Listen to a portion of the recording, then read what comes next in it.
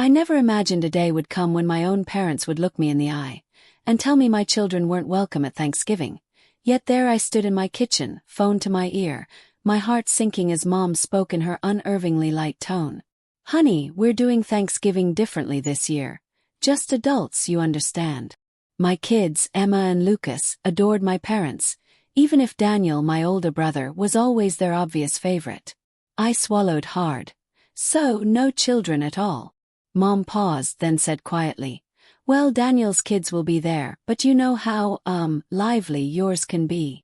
I felt as if someone had slapped me. My own parents, who claimed to love my children, were banning them from a family gathering, while praising how well-behaved Daniel's were. I pulled in a breath, feeling torn between heartbreak and anger. "They're children, Mom. Emma's 7. Lucas is 4. Of course they have energy." She let out a soft sigh. "It's just one meal, dear. We want a peaceful time." I clenched my teeth. If my kids aren't welcome, neither am I. A cold silence stretched, then Mom scoffed. "Fine. Suit yourself."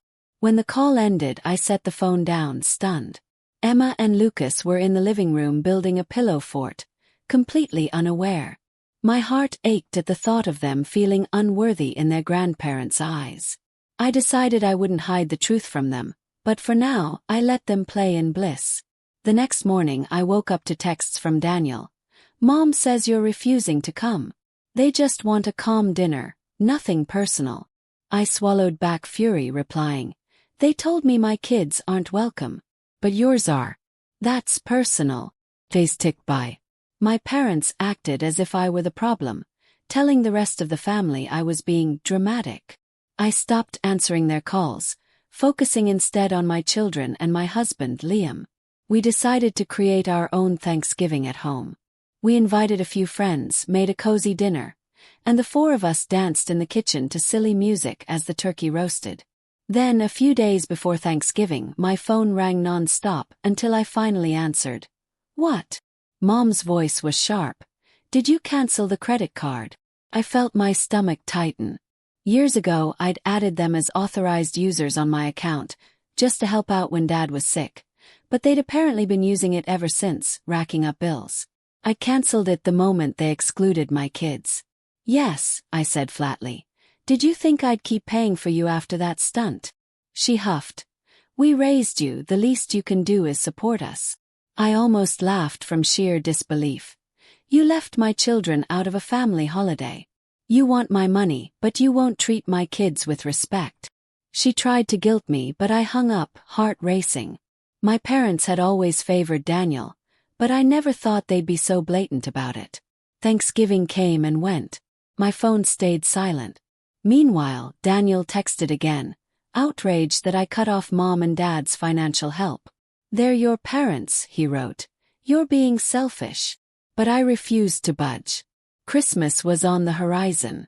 My parents attempted one more manipulation, sending me an official-looking letter, threatening to charge me for my entire childhood. Food, clothes, school fees, even medical bills. The sum was outrageous. Staring at that letter, I realized they'd stoop to anything to reassert control. I drove to their house, letter in hand. Mom answered the door, Dad looming behind her, both wearing smug expressions. "You owe us," Mom declared. "If you won't resume the credit card, you can at least pay back the cost of raising you." I tore the paper in half. "Take me to court. Tell a judge you're suing your own daughter for being born." They visibly faltered, but Dad shook his head. "We just want what's fair." I glared. "Fair? Like telling me my kids are too wild for Thanksgiving, while Daniel's kids are angels." Mom let out a high laugh. "They are well behaved. Yours are louder." I felt something inside me break. "You'll never see another dime of my money. Don't call me, don't text me, don't bother. You made your choice." I stormed away, adrenaline pounding, expecting them to chase after me, but they slammed the door instead. Christmas Eve arrived with no contact, until my doorbell rang. I glanced at Liam, dread coiling in my gut. Sure enough, my parents stood outside, holding a big wrapped box. "Ally, please, it's Christmas," Mom said sweetly. We got gifts for Emma and Lucas. Let's not be silly.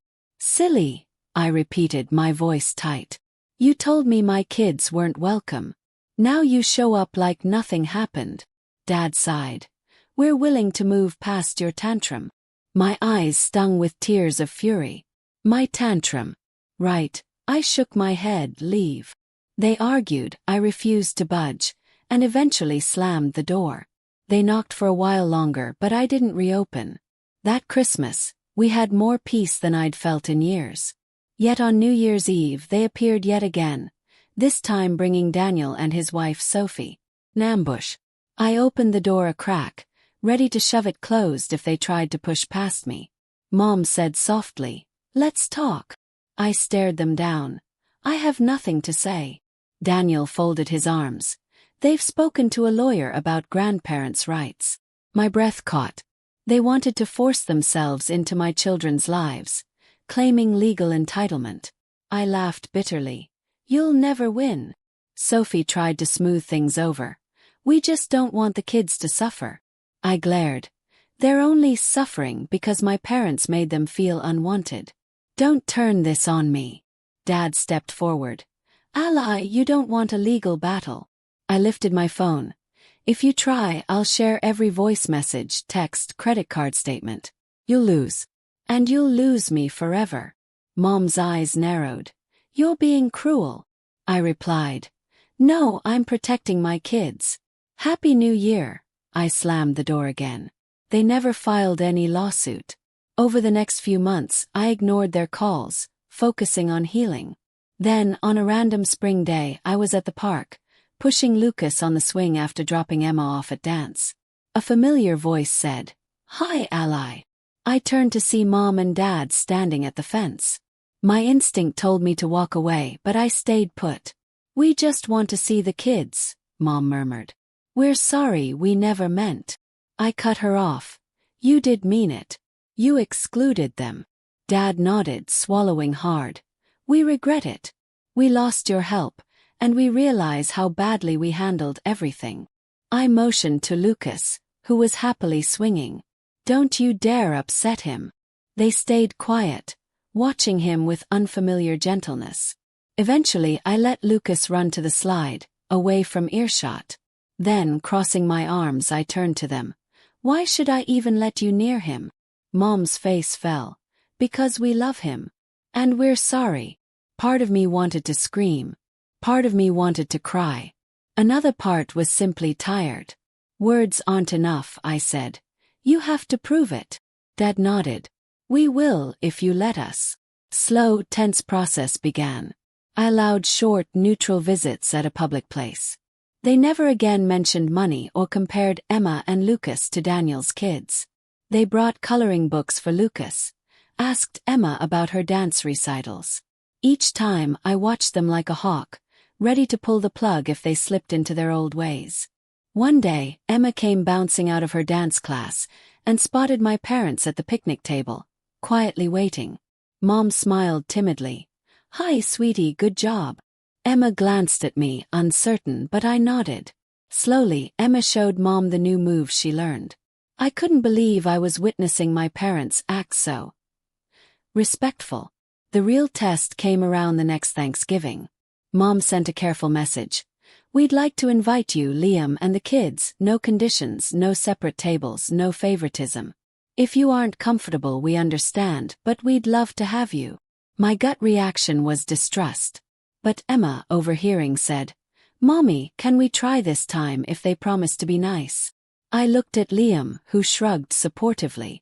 We can always leave if they start anything, he pointed out.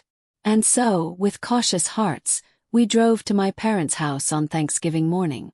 The table was set simply, no kids' table, just seats for everyone. Mom greeted Emma with a hug, asked Lucas if he wanted to help in the kitchen. Dad promised to show them how to whip cream for the pie. There were awkward pauses. I was on high alert, but each time Mom or Dad started to mention Daniel's kids, they caught themselves, turning the conversation to Emma and Lucas's interests. Daniel and Sophie showed up later without their kids, apparently respecting our need for space. Dinner felt almost normal. At one point, Dad stood up, clearing his throat. I just want to say I'm sorry for how we handled things. I love you all, and I hope we can move forward. Mom nodded fervently. Yes, we want Emma and Lucas in our lives. We see how wrong we were. My chest tightened with so many emotions. Anger, relief, sadness. We'll see, I said softly. It takes time.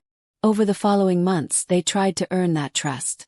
They made an effort at Emma's next dance recital, cheering her on from the audience without overshadowing her moment. They invited Lucas to help in the garden, letting him trample dirt as kids do, instead of scolding him. Every time I saw them treating my children fairly, my guard lowered, inch by inch. Eventually, we created a new equilibrium. They were no longer the people who controlled me or who had access to my finances. They had to abide by boundaries, and if they slipped, I reminded them, "Don't forget why we almost cut you off entirely." Sometimes, Daniel complained that I made things difficult, but I stood firm. I do what's best for Emma and Lucas, I told him. Over time, even Daniel stopped pushing, seeing that my parents were on their best behavior, afraid of losing my family for good. As the seasons shifted, we reached a place of relative peace. No, I didn't trust my parents completely, but they seemed genuine in their desire to be forgiven. They no longer demanded anything, no longer badmouthed my children, and they never again brought up the idea of me funding their expenses. One bright summer day, we invited them over for a barbecue in our backyard. Emma danced around showing off a new routine. Lucas chased bubbles with a wide grin, and my parents sat on lawn chairs, watching them with something like wonder. I saw regret in their eyes, perhaps for the time lost, but also a willingness to appreciate what was left. When evening fell, we lit a few small sparklers. Emma laughed as I guided her hand, while Lucas pointed at the glowing trails. Liam handed Dad a sparkler, and he wrote swirling shapes in the air, calling Emma over to try. For the first time in a long while, I looked at my parents and didn't feel an immediate pang of anger. Later, when I tucked the kids into bed, they whispered about how fun it was to see Grandma and Grandpa. They didn't remember the tension the same way I did. In their world, every new moment was fresh and bright. I kissed their foreheads, thanking the universe that I had protected them from the worst. In the months that followed, we kept building on that new relationship. There were still moments of friction, like when Mom slipped, comparing Emma's dance progress to Daniel's eldest, or when Dad complained about the cost of certain gifts, but each time they caught themselves. They'd quickly apologize or change the subject, because they understood how close they'd come to losing everything. On a crisp autumn day, about a year after the fiasco, we took Emma and Lucas apple picking. My parents drove separately, meeting us at the orchard. We strolled between rows of trees, and the kids scrambled to find the reddest apples they could reach. Dad actually lifted Lucas onto his shoulders, letting him pick from higher branches. Lucas squealed with delight, unafraid. Mom helped Emma select apples for a pie, promising to bake it together later. Seeing that, I felt a sort of cautious warmth. We still had scars, but maybe the new environment, with me setting the boundaries, allowed a healthier bond to grow. I no longer needed their approval. My parents weren't the center of my life.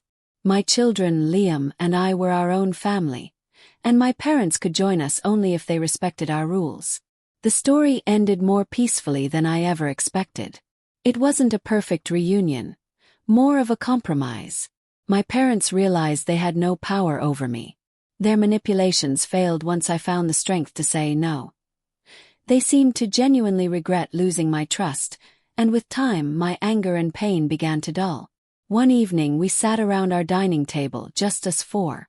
Emma mentioned Grandma and Grandpa, recalling how they helped her practice a new dance step. Lucas said he wanted Grandpa to build him a toy car ramp. Liam and I exchanged glances, memories rushing back of how badly things had once gone. But now, hearing our kids speak happily about their grandparents, I felt an unexpected sense of closure. I glanced at Liam, who gave a slight nod. After the kids went to bed, we talked quietly. I never thought this would be possible, I admitted. Not after the way they excluded our kids and demanded money. He squeezed my hand. You stood your ground. You protected Emma and Lucas. You forced your parents to adapt, or lose you forever. He was right. That was the difference. I found my voice. I discovered I didn't need my parents' acceptance. I only needed to do what was right for my own little family. Oddly enough, once I did that, my parents changed. Maybe not at their core, but enough to respect boundaries. The old dynamic was gone. A new one, cautiously built, had taken its place. Sometimes, memories of their betrayal still stung. But I'd look at Emma and Lucas laughing with their grandparents, and it felt like a gift, the price of which was me refusing to be manipulated anymore. My parents might slip up in the future, but they'd think twice before crossing me again. On a quiet Sunday afternoon, with leaves turning gold outside, we had them over for tea. Mom complimented Emma's new hair ribbons. Dad patiently showed Lucas a little woodworking trick. We talked about random, normal things. No one brought up finances or Daniel's children, or any comparisons. It felt nice, like a calm I'd never really known with them before. That night after they left, Emma curled up on my lap, smiling sleepily. "I like having Grandma and Grandpa here," she said. "You think they'll always be nice now?" I kissed her hair. "I hope so, sweetheart. If they're not, we know what to do."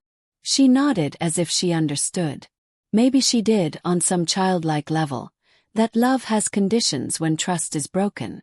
But for now, she was safe, she was happy, and I'd do anything to keep it that way. In the end, the power was mine to give or withhold. My parents needed to learn respect, not just for me but for Emma and Lucas. They'd learned it the hard way, after nearly losing us. For as long as they continued to show genuine care, they could stay. And that was a choice I could make without fear, knowing my family and I had survived the worst they could throw at us. With time, the wounds became a cautionary tale. I refused to be anyone's doormat again, especially at the expense of my children's well-being. But the future, surprisingly, felt bright. We had forged a new tradition out of the ashes of the old. Thanksgiving was no longer a day of dread, but an opportunity for my parents to prove they could show up for my children wholeheartedly. If they faltered, the door was ready to shut once more. As for Daniel, we remained polite, though our closeness never fully recovered. He'd sided with my parents, encouraging me to keep sending money so they wouldn't be inconvenienced. Trust wasn't something I could simply hand back. Still, we saw each other now and then at family events, exchanging surface-level pleasantries. Maybe he'd figure out one day that he, too, had enabled their bad behavior. Maybe not. But my greatest comfort was that Emma and Lucas, the very people my parents had once deemed unwelcome, were now the brightest lights in their grandparents' lives. Even Dad admitted, one quiet afternoon, that he realized how much joy he'd nearly destroyed because he was too caught up in wanting things a certain way. Mom cried and apologized for comparing my kids to Daniel's. Whether or not they fully meant it, I believed they understood enough never to try such a stunt again. Our story ended not with triumphant revenge, but with balance restored. I had claimed my life, my worth, and my children's right to be loved. My parents, once so arrogant, had been forced to bend. Now they stepped softly around the boundaries I'd placed, and in turn we found a guarded kind of peace, something that made holidays feel like true family events for the first time in my life. Standing on my porch one cool evening as Emma and Lucas blew bubbles into the fading light, Liam draped his arm around me, leaning in to press a gentle kiss to my temple. "You did good," he whispered. "They know better now." I looked at my children, their bright laughter echoing in the dusky air, and I breathed in the sweet relief of freedom. Yes, I thought, we were happy, and that was the only ending I'd ever needed.